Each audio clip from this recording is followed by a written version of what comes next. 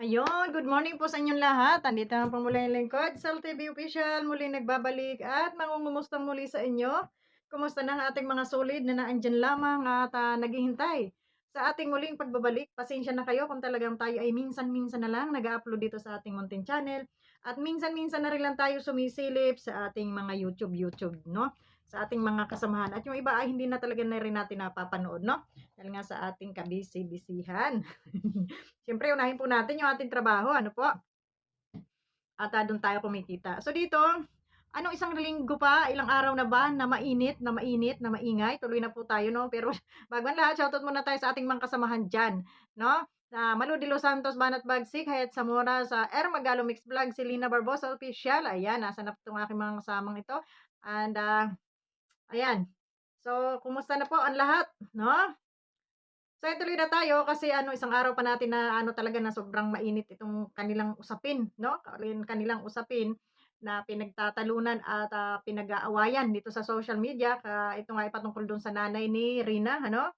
Na talaga namang nareaksyonan na natin ito nung nakaraan at akala natin ay medyo tahimik na dahil siyempre, pero lalong kabi-kabila nakikita natin yung bangayan ng mga aswang na ito, ano, na kesyo ito si Rina ay ginagamit nung nanay at nawakwak nitong ni Rowyname na isa pa rin namang aswang nawakwak at maraming pangako na inila-live na kesyo, kung ano-anong mga pangako dun kay Melanie at nagvi-video call pa raw ano. So, alam niyo mga guys, wala na tayong pakialam kung ito man sila ay mag-usap, mag-video call o ano pa man. Kung may magsuporta o may mag-sponsor pa man dito kay Rina, hayaan na lang natin po. Kasi nga, siyempre deserve din naman ni Rina na suportahan pa rin ang mga sponsor na nagmamahal sa kanya kahit wala na sa kalingap, kahit wala na sa pangangalaga ni Roda, no? At sabi nga ni Kuya Bal, ni Kalingap Rab, bukas ang pintuan para kay Rina. Kung nalulungkot si Rina o nalulungkot sila, pwede silang dumalaw sa Kalingap. Wala naman pong problema doon. Bakit kayo nagkakagulo?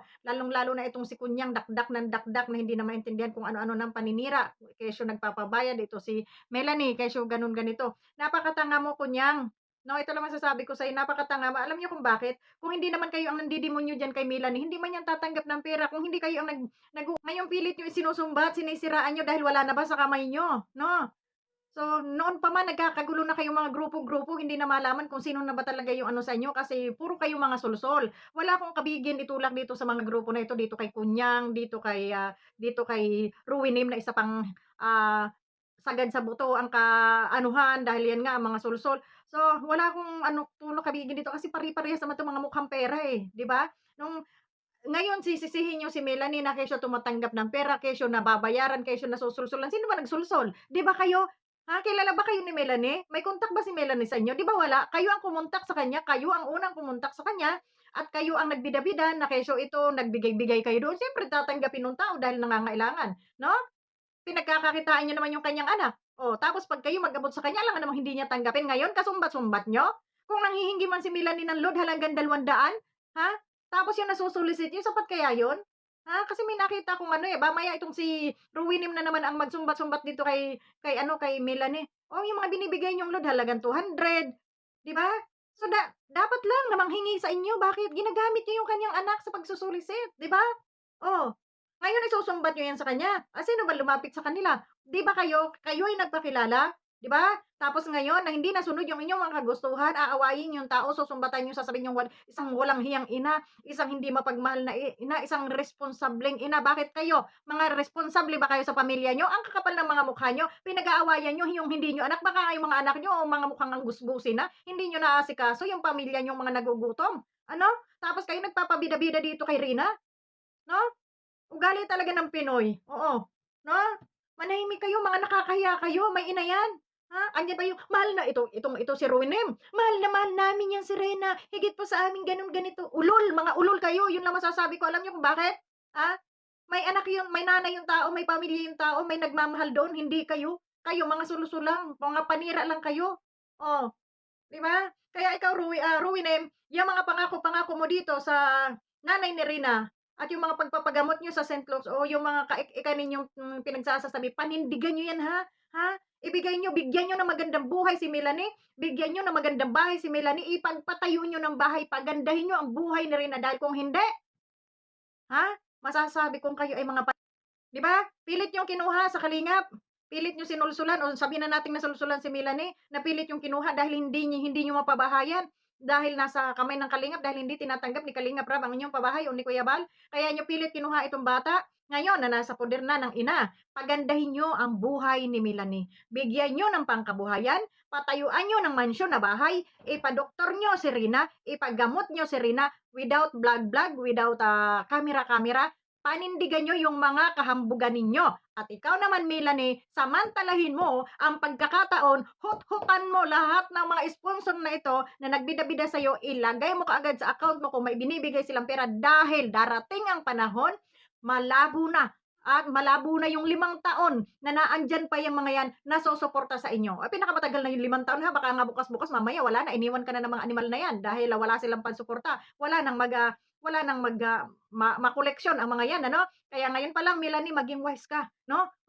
Ha? Lahat ng binibigay ng mga yawa na yan, mga animal na yan, ha, tanggapin mo. Dahil pinagkakapirahan niya kayo, pinagkakakitaan niya yung anak mo, maging wise ka. Dahil hindi lahat ng panahon na andyan yung mga hambog na yan, mauubusan din yan ng pera. Kaya maging wise ka, hot-hotan mo na yan silang lahat, magpatayo ka na ng mansion, ipagamot si Rina sa St. Luke's para gumaling, humingi ka ng tawag dito, pang negosyo, pang kabuhayan mo. Di ba? Itodo mo na. No? At least mga wala man yung mga lintek na yung nag-aaway-away diyan sa anak mo, ha? Eh secure na yung anak mo, no?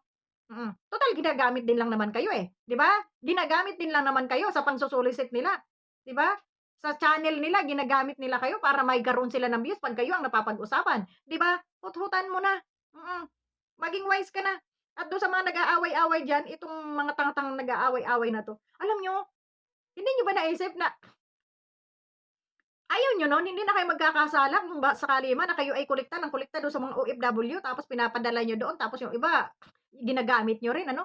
So, mawawalan na kayo ng isipin sa inyong buhay, pamilya niyo na lang yung asikasuhin ninyo at kung talagang tutulong kayo, napakarami ng puwedeng tulungan diyan sa dait. Napakaraming mahihirap diyan sa dait, ha, na dapat tulungan do'n sa mga bundok-bundok, 'no? Hindi yung diyan lang kayo nakatutok sa isa. Bakit? Bakit yung isa lang ang pinag-aagawan ninyo, dahil ba viral, ha? Nagtataka ako dito sa mga ito, mga sponsor ko 'no. Nag-i-sponsor kayo doon sa mga viral, doon sa alam niyong kikita rin kayo. Aba'y mga wise din kayo 'no.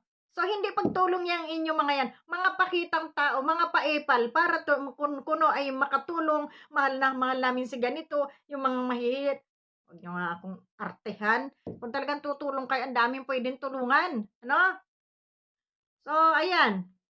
At, galit na galit kayo kay Melanie, wala na bang karapatan yung ina? 'No, sabihin man natin, na kinuha ni Melanie yung kanyang anak. Gusto ring makapiling yung kanyang anak. Ngayon kung ano man ang mangyari kay Rina, hindi niyo na obligasyon yun.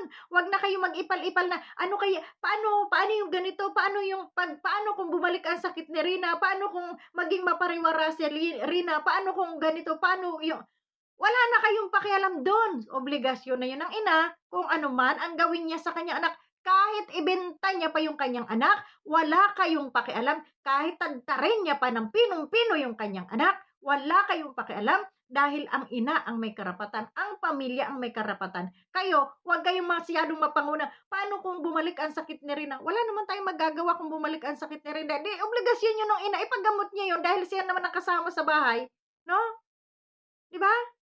Bakit namomroblema kayo sa problema ng hindi niyo naman dapat problemahin? Nakikita ko dun sa mga comment section, eh.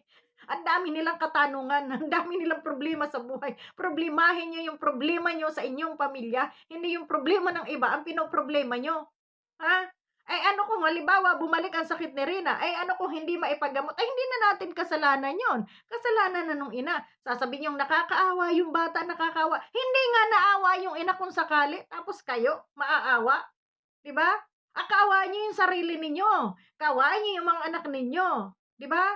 Kasi ina yun, eh, alam niya kung anong gagawin niya sa anak niya, hindi niya man naman niya yun pababayaan ngayon na imbes na magaling na ay matuluyan, siyempre pagsisikapan din niya yung kanyang anak na maipagamot, mapakain ng maayos, mapainom ng gamot bilang isang ina. Ano bang alam niyo sa pag-aalaga niya, 'di ba? Pagbigyan niyo yung ina, nanay yun, eh. Wala kayong mga karapatan.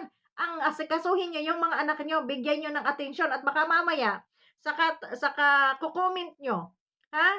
Saka away niyo diyan, tungkol dito sa pamilyang ito, eh, ang anak niyo nangahulog na, 'no? Hindi niyo namalayan nagkanda dapa-dapa na diyan, 'no, sa kamamarites ninyo. 'Di ba? Yang 'tong mga ito. Nanay 'yun, pagbigyan niyo, hindi yung gusto niyo kayo yung masunod, 'no? Huwag kayong mag-away-away, ha, hindi niyo anak 'yun. Nakakatuwa itong mga siraulo, mga siraulo na 'to. Oh, nag-away-away yung kunyang, itong si 'di ba? Eh, huwag kayong masyadong ipal, masyadong naano ako dito sa mga ito, masyadong ewan, 'no, itong isa galit na galit do'n kay Melanie kung ano-anong pinagsasabi na noon si Melanie, inutusan nila. Eto pa, sasabihin mo na, kami ang nag-utos sa'yo na ano, na kunin mo si Rina at ibalik do'n sa Kalingap, 'no, kasi gano'n ganito, ano kay Lolo ni So ibig sabihin, ha, kayo yung lumapit kay Melanie, kayo yung nagsulsol kay Melanie, kayo yung nagbigay kay Melanie, kayo yung nag-abot ng mga kung ano-anong mga ano ninyo para lang malapit yung loob ni Melanie sa inyo. Ngayon na hindi nasunod yung inyong kagustuhan, ay galit na galit kayo dun sa tao at kung todo kayo panunumbat, ha? Ay sorry na lang talaga, ewan ko na lang sa inyo 'no. Hindi ako makapag-live baka bukas-bukas tayo makapag-live 'no, maganda sana 'pag live ano, kasi dire-diretso yung ating talaktak at tayo merong ano, kasi ito ay ano, upload lamang. So mga guys, abangan niyo ako sa ating live sa mga susunod. Marami tayong tatalakayin, marami tayong rereaksyonan kaso ang oras lang po talaga natin ang hindi natin mahabol-habol ano po 'no. So kaya iyon, pakitapos na lang po itong aking video na ito at, huwag niyo na rin po i-skip ang ating ads para naman sa ating munting channel. 'Yon, paalam muna sa ngayon at, 'yon may ano na, may oras na natin ano. So 'yon, ang hirap sa ating putol-putol yung ating oras 'no, maiksi lamang. So ayun po, maraming salamat and God bless. Bye-bye at, sa live natin talakayin ang lahat. Bye-bye sa inyong lahat. God bless po. 'Wag mag-away-away, mga nakakahiya kayo.